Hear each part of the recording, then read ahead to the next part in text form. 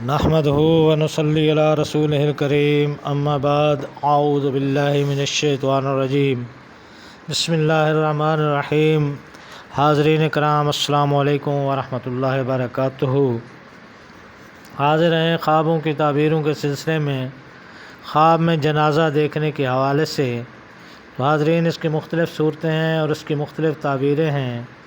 ان سب تعبیروں کو جاننے کے لیے ہماری اس ویڈیو کو آخر تک دیکھیں، اور اگر آپ ہمارے چینل پر نئے ہیں تو برائے مہربانی اس چینل کو سبسکرائب کر دیں اور بیل آئیکن کا بٹن دبا دیں تاکہ آنے والی ہر ویڈیو آپ تک آسانی سے پہنچ سکے۔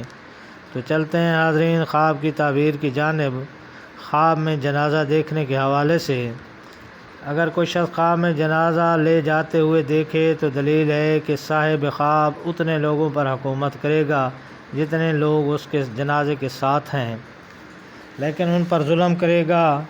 اور اگر دیکھے کہ وہ خود مرا ہے اور اس کا جنازہ لے گئے ہیں اور لوگ جنازہ کے پیچھے چلتے ہیں تو دلیل ہے کہ شرف اور بزرگی پائے گا، لیکن اس کا دین خراب ہوگا اور اس قوم پر حکومت کرے گا۔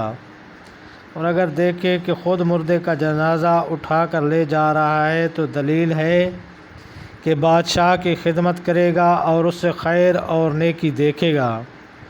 اور اگر دیکھے کہ لوگ اس کے جنازے کے پیچھے چلتے ہیں اور ہوا میں ہیں تو دلیل ہے کہ اس شہر کا کوئی بڑا آدمی سفر میں مرے گا۔ اگر اپنا جنازہ دیکھے کہ زمین پر جا رہا ہے تو دلیل ہے کہ سفر کرے گا۔ حضرت ابراہیم کرمانی رحمۃ اللہ علیہ نے فرمایا ہے کہ اگر دیکھے کہ زندہ کا جنازہ لے جا رہے ہیں اور اس کے پیچھے کوئی نہیں ہے تو اس کی عزت اور مرتبے اور کام کے نقصان کی دلیل ہے۔ اور اگر دیکھے کہ اس کے جنازے کے پیچھے تھے تو اس کی تعویل اول کے خلاف ہے۔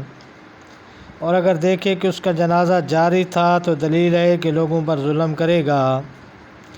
اور اگر دیکھے کہ جنازہ ہلکا ہے تو دلیل ہے کہ لوگوں پر رحمت کرے گا اور اس کا حال نیک ہوگا۔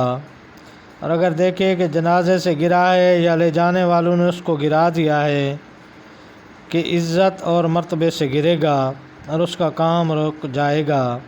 حضرت امام جعفر صادق رحمۃ اللہ علیہ نے فرمایا ہے کہ جنازہ خواب میں دیکھنا 3 وجہ پر ہوتا ہے۔ نمبر 1 بزرگی پانا، نمبر 2 ولایت ملنا، نمبر 3 عزت و مرتبہ اور رفعت حاصل ہونا۔ تو یہ 3 حاضرین خواب میں جنازہ دیکھنے کے حوالے سے چند تعبیریں۔ اللہ پاک آپ کو اپنی حفظ و امان میں رکھے۔ السلام علیکم ورحمۃ اللہ وبرکاتہ۔